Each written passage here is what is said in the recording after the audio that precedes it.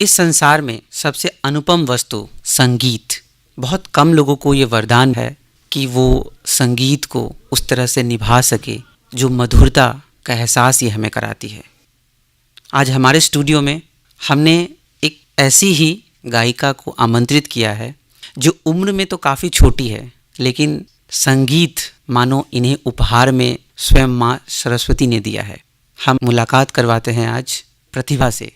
मात्र 15 साल की है, लेकिन संगीत इनमें कूट कूट कर भरा हुआ है। प्रतिभा, आकाशवाणी दरभंगा के स्टूडियो में स्वागत है आपका। आप सबको मेरा प्रणाम।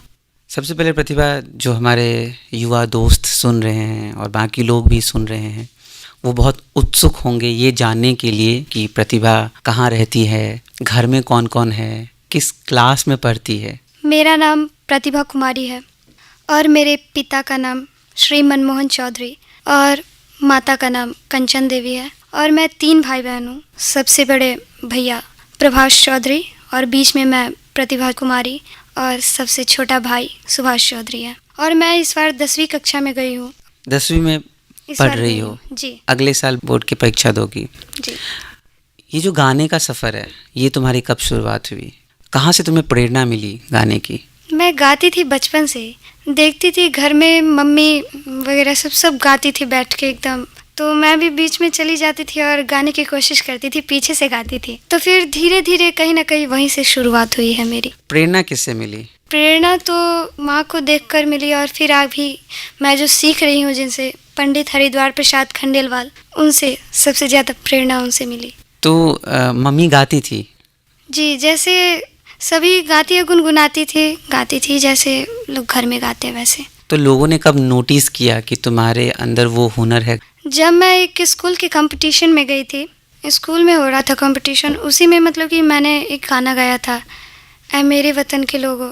तो फिर उसी को, उस गाने को सुन के मतलब कि सबको बहुत अच्छा लगा। तो फिर वहीं से उसके बाद से मेरा सीखना स्टार्ट हुआ है। तो हम भी वो गाना सुन सकते हैं आज जो जी, तुमने जरूर। First time? जी। ऐ मेरे वतन के लोगों, तुम खूब लगा लो नारा, ये शुभ दिन है हम सबका, लहरा लो तिरंगा प्यारा, पर मत भूलो सीमा पर वीरों ने है प्राण गवाए,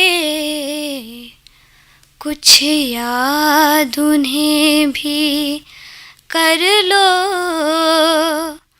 कुछ याद उन्हें भी कर लो, जो लौट के घर ना आए, जो लौट के घर ना आए, ऐ मेरे वतन के लोगों, जरा आँख में भर लो पानी, जो शहीद हुए हैं उनकी जरा याद करो कुर्बानी, ऐ मेरे वतन के लोगों, जरा आँख में भर लो पानी, जो शहीद हुए हैं उनकी जरा याद करो कुर्बानी। प्रतिभा, संगीत वो असर करती है जो हमारे रूह तक पहुँचे, और जब मैं ये सुन रहा था तो ये सीधा मेरे दिल के अंदर तुम्हारे शब्द जा रहे थे। जो वो फीलिंग थी गाने की, वो मैं पूरा महसूस कर पा रहा था। तो उस दिन गाने के बाद जब ये गाना तुम स्टेज पे गाई, तो सबसे जो बड़ा कॉम्प्लीमेंट होता है वो क्या मिला तुम्हें? सब मतलब कि उस दिन ये महसूस हुआ, सब खड़े होकर ताली बजाने लगे। बहुत बहुत मतलब कि अंदर से ये हुआ जो नहीं कर सकते हम। एक्चुअली मेरे पेरेंट्स भी मेरे वहीं थे, तो वहीं से उनको बहुत अच्छा लगा, तो फिर मैंने सीखना स्टार्ट किया। गुरुजी कब आए? उन्होंने तुम्हें कब से सिखाना शुरू किया? 12 साल तक तो मैंने कुछ नहीं किया, उससे पीछे जैसे गाती थी। फिर जब मैंने सीखना स्टार्ट किया, 12 साल में सीखना स्टार्ट किया, तो फिर जब मैं वहाँ पे गई तो मुझे तो कुछ पता ही नहीं था। स्टार्टिंग था, बहुत दिक्कतें हुई शुरू में, सुर का पकड़ना, तो उसमें थोड़ी दिक्कतें हुई। लेकिन फिर भी पंडित हरिद्वार प्रसाद खंडेलवाल जो मेरे गुरु हैं, उनसे मतलब कि बहुत सपोर्ट मिला। वो मतलब कि इसमें मेरा बहुत सहयोग किए, और जो भी आज कुछ मैं गा रही हूँ वो उन्हीं की वजह से गा रही हूँ। जब पहली बार तुम गाई थी, जो गाना अभी तुमने हमें सुनाया, उस समय तुम्हारी उम्र कितनी थी? मैं 9-10 की होंगी। और उसके बाद तुमने अभी हमें बताया कि 12 साल तक तुमने कुछ नहीं किया, तो वो 3 साल कभी सीखने का मन नहीं हुआ या? बहुत ज़्यादा करता था।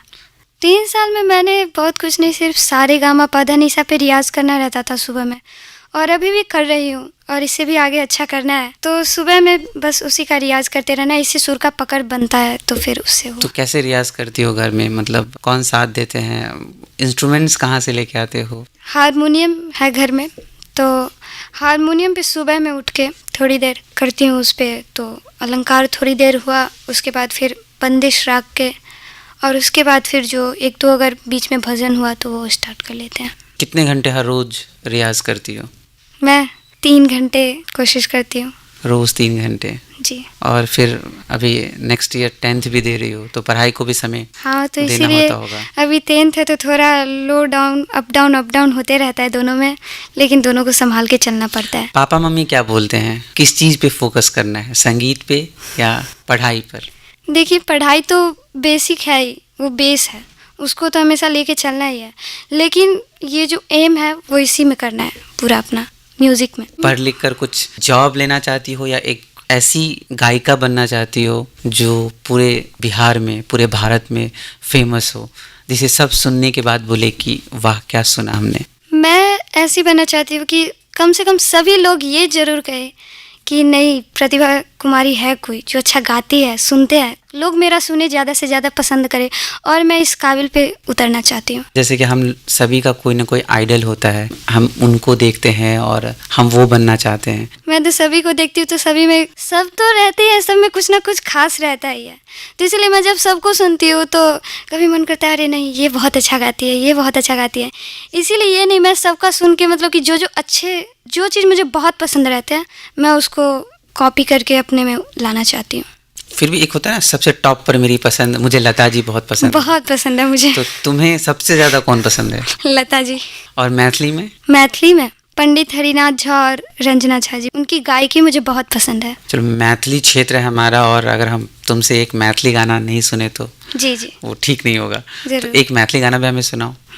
त्रिपुरेश्वरी हृदयेश्वरी, त्रिपुरेश्वरी हृदयेश्वरी, मातेश्वरी भव भय हरु, मातेश्वरी भव भय हरु, जगदीश्वरी अखिलेश्वरी, जगदीश्वरी अखिलेश्वरी, भुवनेश्वरी भव भय हरु, भुवनेश्वरी भव भय हरु, परमेश्वरी माहेश्वरी सिद्धेश्वरी भव भय हरु, परमेश्वरी माहेश्वरी सिद्धेश्वरी भव भय हरु, आनंदमणि पग छंदमणि, आनंदमणि पग छंदमणि, कवि चंद्रमणि भव भय हरु, कवि चंद्रमणि भव भय हरु, त्रिपुरेश्वरी हृदयेश्वरी, मातेश्वरी भव भय हरु। हम जितना बार तुम्हें सुन रहे हैं, हमें और तुम्हें सुनने का मन कर रहा है। हम ईश्वर से प्रार्थना करते हैं कि जो तुम्हारी आवाज़ है ये सदा ऐसे ही बनी रहे और तुम और ऊपर बुलंदियों तक जाओ। अच्छा, रियाज में गुरुजी क्या क्या सिखाते हैं? गुरुजी जो कुछ भी अभी हम लोगों को राग सिखाते हैं छोटा ख्याल, तो उस समय कुछ बारीकी चीज़ होती है, उन पे कहते हैं इसको साफ करने के लिए, मतलब कि जो बोलते हैं हम उसको क्लियर समझ में आना चाहिए जो हाँ ये बोल रहे हैं, तो उस पे मेहनत करने के लिए बोलते हैं, जो एकदम साफ जो भी करना है बार बार सुन के एकदम करते जाओ अच्छे से निकालने के लिए। सबसे ज़्यादा सपोर्ट किससे मिलता है? घर पे, बाहर, कौन सबसे ज़्यादा सपोर्ट करता है तुम्हें सिंगिंग के लिए? सपोर्ट करने के लिए तो हम लोग के गांव में जैसे संत जी, गुरु जी, मम्मी, नाना नानी, मतलब कि घर में जितने भी चाचा लोग हैं सब सपोर्ट करते हैं। सब मतलब कि एकदम आगे बोलते खूब मेहनत करो और एकदम आगे बढ़ना है, बुलंदी हासिल करना है। जैसे हमारी अभी बिहार की ही एक बेटी मैथिली है जी जी जो बहुत नाम कमा रही है, खूब नाम कमा रही है, जी तो तुम भी मैथिली की तरह बनना चाहती हो आगे? जी, हम भी मतलब कि बनना चाहते हैं, आगे जरूर जाना चाहेंगे हम। बहुत सारे कॉम्पिटिशन्स होते हैं, कभी उसमें पार्टिसिपेट किया तुमने या जाने का मन हुआ, गई उसमें कभी? मन तो हुआ था, लेकिन एक कंपटीशन था उसमें मैं गई थी, 2 राउंड तक तो मैं सेलेक्ट हो गई थी उसमें, लेकिन जब तीसरे राउंड में गई थी तो एज फैक्टर के कारण मेरा उसमें ये हो गया था। एक बार चाचा, मेरा फेसबुक जो है वो चाचा हैंडल करते हैं, तो उस पर देखिए वेबसाइट पे लिखा था वो आ रहा है, इसमें आप लोग अपना भरिए, रिकॉर्डिंग वॉइस का भेजना था, तो उसमें मैंने भी भेजा। मैंने चला अच्छा चलो भेज देते हैं, देखते हैं क्या होता है, तो मैंने भेजा, उसको भेजा तो उसमें मैं सेलेक्ट हो गई। और उसके बाद हम लोगों को पटना बुलाया गया, तो मैं पटना में गई थी। 11 बजे से ऑडिशन स्टार्ट था, तो मतलब कि बहुत सारे 200-300 लोग थे वहाँ पे। मैं काफ़ी मतलब कि ये हो रहा था जो अरे बाप रे इतने सारे लोग हैं, बीच में मैं कैसे गाऊंगी। तो फिर हुआ ऐसे ही, बंद रूम था पूरा, सब 3 जजेस थे सामने में, अब सबके सामने ये अग्नि परीक्षा देना है, तो इसमें थोड़ा डर लग रहा था। बीच में एकदम खड़े होके बोले अच्छा बाबू सुनाओ, तो मैंने वहाँ पे गाना गाया एक, उसके बाद बोले अच्छा एक और सुनाओ, तो मैंने उसका भी थोड़ा सा गाया, और उसके बाद बोले अच्छा ठीक है तुम उस रूम में चली जाओ उनसे पूछ के, तो फिर मैं चली गई। तो फिर जब मैं उस रूम में पहुंची तो मुझे बोला गया तुम पहले राउंड में सेलेक्ट हो गई हो। फिर बहुत मन में खुशी हुई, अरे वाह फर्स्ट राउंड में सेलेक्ट हो गई। फिर दूसरे राउंड में बुलाया गया, उसमें भी मैं हो गई। उसके बाद बहुत कम बचे थे, जितने थे सब आते जा रहे थे, निकलते जा रहे थे, तो फिर देखा मैंने बहुत से लोगों को घर की ओर जाते हुए। फिर मैं दूसरे राउंड में भी सेलेक्ट हो गई। जब तीसरे राउंड में मैं गई अंदर, तो फिर मेरे इस पे लिखा हुआ था, हम लोग को जो फॉर्म मिला था उसमें मेरा 14 ईयर्स लिखा था, और शायद धोखा हुआ या फिर जो, लेकिन उसमें मैंने शायद पढ़ने में मुझे गलती हुई या फिर किसी और में, तो उसमें मतलब कि था जो 15 प्लस आने वाला था। तो उस टाइम में बोला गया बाबू आप बहुत अच्छा गाते हो, मतलब कि जो होता है प्रोत्साहन दिया गया ऐसे। लेकिन आप उस समय 15 साल से छोटी थी जी और इसलिए तुम आगे नहीं बढ़ पाई। जी, आगे में जैसे कई लोग पहली बार जाते हैं तो डर जाते हैं, तो मैंने पहली बार जब ये कर दिया तो अब ये मन में हो गया नहीं अब कहीं भी जाएंगे तो कर लेंगे, डरना बिल्कुल नहीं है। बिल्कुल, डरना बिल्कुल भी नहीं चाहिए, और तुम्हारे साथ तो स्वयं माँ सरस्वती है, तो डरने की क्या ज़रूरत है। उसके बाद फिर किसी कंपटीशन में तुमने भाग लिया? नहीं, उससे पहले मैंने एक और लिया था। हम लोग के स्कूल में, मैं गवर्नमेंट स्कूल से ही पढ़ती हूँ, तो उसमें मिडिल स्कूल में था ये, जब मैं 8th क्लास में थी, तो एक होता था तरंग प्रतियोगिता, पूरे स्टेट लेवल का होता था, तो उसमें मैं फर्स्ट राउंड में संकुल स्तर पे होता था, उसमें मैं सेलेक्ट हो गई। ऐसे करके ब्लॉक लेवल पे भी हुई, डिस्ट्रिक्ट पे भी हुई, फिर स्टेट लेवल पे भी गई, तो वहाँ पे भी थोड़ा गड़बड़ हो गया, तो वहाँ से नीचे आना पड़ा। फिर ऐसे करके धीरे धीरे जब मैं बहुत सारे कॉम्पिटिशन्स में गई तो मुझे आदत सी बन गई जो हाँ भाई कहाँ कमी है अब उसको ठीक करना है मुझे, और ऐसे ठीक करना है कि फिर वो दोबारा गलती ना हो, तो ऐसे ही करके मैं आगे बढ़ती हूँ। अब तो गुरुजी तुम्हें रियाज भी रोज़ करवाते हैं, और अगले साल बोर्ड के एग्ज़ाम्स हो जाएंगे, उसके बाद क्या सोचा है आगे? आगे पढ़ाई भी कंटिन्यू करोगे और रियाज भी कंटिन्यू करोगे, और आगे कॉम्पिटिशन्स में जाने का इरादा है? जी, अभी बहुत ये 1 साल जो है 10th का और ये म्यूज़िक दोनों में मुझे बहुत सारी मेहनत करनी है और अच्छे से करना है एकदम, और उसके बाद मैं कॉम्पिटिशन्स में ज़रूर जाना चाहूँगी। अच्छा, दोस्त, आस पड़ोस के लोग वो क्या बोलते हैं? हमारी सोसाइटी में ऐसा भी है ना कि लड़कियों को हम पढ़ाए क्यों, शादी भी तो करवाना है भाई, तो घर के लोग, चाचा चाची सब सपोर्ट करते हैं, बाहर वाले लोग क्या बोलते हैं, वो सपोर्ट करते हैं कि नहीं? सारे की सारी देखिए, हर चीज़ में एक निगेटिव पॉजिटिव दोनों होता है, तो मेरे साथ भी वही है, बहुत सारे लोग सपोर्ट भी करते हैं और बहुत सारे नहीं भी करते हैं, बोलते हैं अरे बाप रे लड़की है, जाती है, गाने, ये सब ऐसे करके बहुत बोलते हैं, लेकिन उस सभी बातों पे ध्यान नहीं देना है और हम लोग के पापा को भी बहुत बोलते हैं, लेकिन पापा भी इस बात पे ध्यान नहीं देते हैं। अरे मेरी बेटी है, इन लोगों के कहने से क्या होगा। तो फिर पापा सपोर्ट करते हैं, पापा इन सब बातों पे ध्यान नहीं देते हैं। ये एकदम सही माइंडसेट है तुम्हारा भी कि जो बोलने वाले वो बोलेंगे ही, और नेगेटिव चीज़ों को तो हमें आजकल स्वच्छ भारत अभियान चला रहे हैं हम, तो उसको उठा के डस्टबिन में हमें डाल देना है। ऐसे लोगों को, उनके ख्यालों को साइड में रख के आगे बढ़ना है, और तुम्हारे पापा पूरा सपोर्ट करते हैं तुम्हें। हम भी यही कामना करते हैं कि तुम आगे बढ़ो, खूब आगे बढ़ो और ऐसे ही नाम कमाओ। कभी इस सब को छोड़ के और भी कुछ हॉबीज़ है मन में जो परस्यू करने का ख्याल आता है, जिसके बारे में सोचती हो, या सिर्फ संगीत ही मेन चीज़ है तुम्हारे दिल में? संगीत पे तो मतलब कि अब उसके अलावा मतलब कि रह ही नहीं सकते हैं, लेकिन पढ़ाई में भी है, कुछ ऐसे सब्जेक्ट्स हैं जिनमें मन करता है नहीं इसमें बहुत ज़्यादा करना है तैयारी, इसको अपना ये मेन बना है। तो कभी कभी ये होता है, लेकिन फिर इसमें हमको म्यूज़िक में ही जाना है, फिर बाद में इस पे आ जाते हैं। कभी कभी होता है। खाली समय में क्या करती हो? रियाज़ी करती हो या कुछ और भी करती हो? खाली समय में बैठ के जो गुनगुनाते, कोई भी गाना रहा ना जो बहुत अच्छा लगा मन में, गुनगुनाते रहते हैं बस।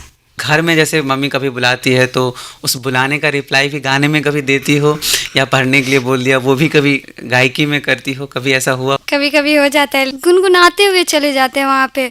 उसके बाद मम्मी बोलेगी अच्छा अब गा रही हो, समझ गई, गा रही हो, थोड़ा बंद करो, अब ये भी बता दो जो क्या काम है वो भी पूछ लो।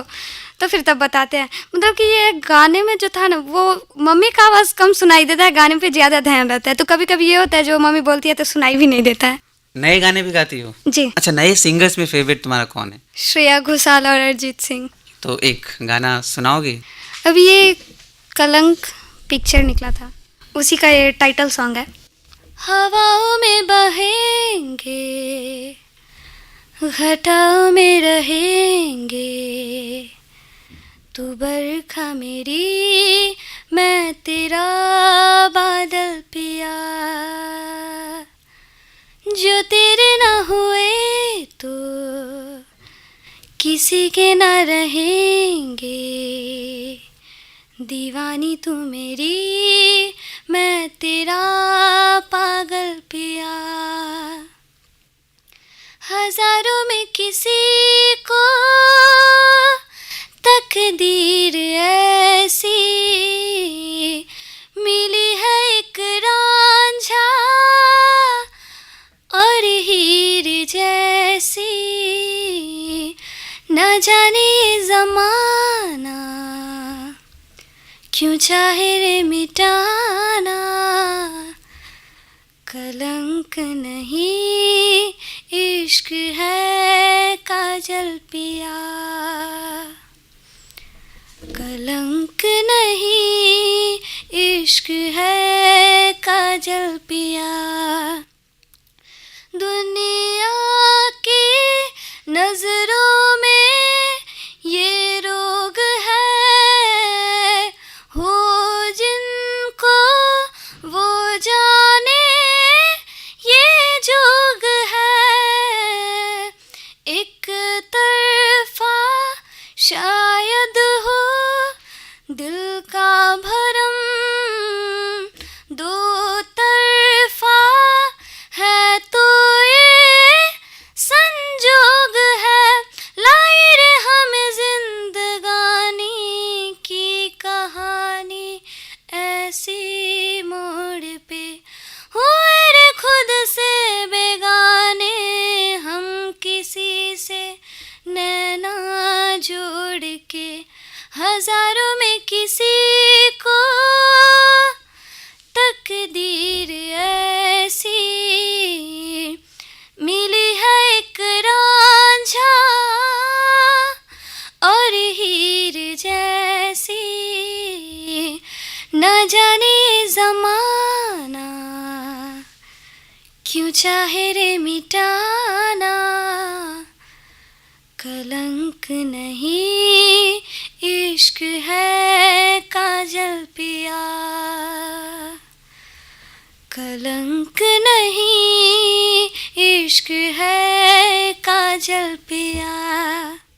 जो हमारे श्रोता हैं और ख़ासकर जो युवा श्रोता हैं, वो अगर सुन रहे हैं तो हमें पता है कि हमें बहुत अच्छी सिंगर मिलने वाली है, और तुम बहुत अच्छा गाती हो। सिर्फ हवाओं में ही नहीं, ज़मीन पर हर जगह तुम्हारा नाम होगा। बस दिल से रियाज़ करते रहना, इसी मासूमियत के साथ अपने रियाज़ को कभी मत छोड़ना, संगीत को मत छोड़ना। जो तुम्हारे चाचा चाची पिताजी हैं उन सभी के आशीर्वाद से आगे यूं ही बढ़ते रहना, खूब रियाज़ करना और हमारे राज्य का नाम रोशन करना, हमारे देश का नाम रोशन करना। हम तहे दिल से कामना करते हैं, शुभकामना देते हैं तुम्हें कि तुम ऐसे ही गाते रहो और आसमान को आगे आने वाले दिनों में बुलंदी से छुओ। कुछ कहना चाहोगी जाते जाते? देखिए, अगर जो ये सोचते हैं कि लड़की है और वो ये नहीं कर सकती है, तो शायद उन लोगों की ये सोच में गलत है। और कभी भी ये लड़का लड़की में ये नहीं देखना चाहिए, हमेशा उसके मतलब कि अंदर में जो आर्ट्स है उसको बढ़ावा देना चाहिए, चाहे वो जिस क्षेत्र में हो। मैं तो यही सबों से गुजारिश करूँगी, अगर वो किसी बच्चे में ये चीज़ देखते हैं कि नहीं ये इस चीज़ में बहुत अच्छा कर रहा है, तो उसको उसी में बहुत आगे बढ़ाना चाहिए। इससे मतलब कि बच्चे को भी मन लगता है उस चीज़ में करने में। अगर कोई चीज़ जाके थोप दिया तो फिर उसमें घिस घिस के होते रहता है, अच्छे से मतलब कि मन से नहीं हो पाता है।